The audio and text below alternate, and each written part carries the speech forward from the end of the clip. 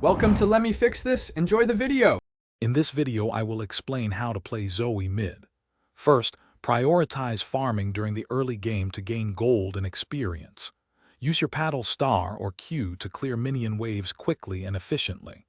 Don't be afraid to use your auto attacks for last hitting. Also, keep an eye out for chances to land your Sleepy Trouble Bubble, or E, on enemy champions for some early poke damage. This sets you up for a strong mid-game. As the mid-game approaches, consider roaming to side lanes after you've pushed your minion wave. Zoe excels at creating picks with her Sleepy Trouble Bubble. Use the portals from your spell Thief, or W, to surprise enemies with unexpected ganks. Landing your E on an isolated target can often lead to a quick kill, helping your team gain an advantage across the map.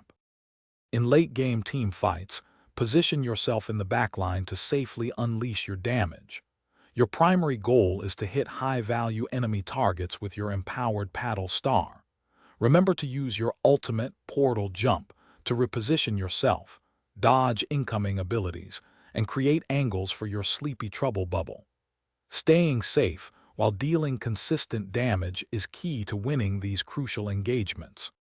For advanced play, continuously practice hitting those long-range paddle star shots. They deal massive damage. Focus on building items that provide burst damage, such as Luden's Tempest and Shadow Flame, to maximize your one-shot potential.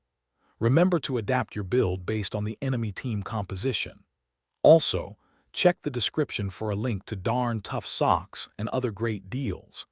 Mastering these elements will elevate your Zoe gameplay significantly. Thanks for watching. If you found this helpful, don't forget to like and subscribe.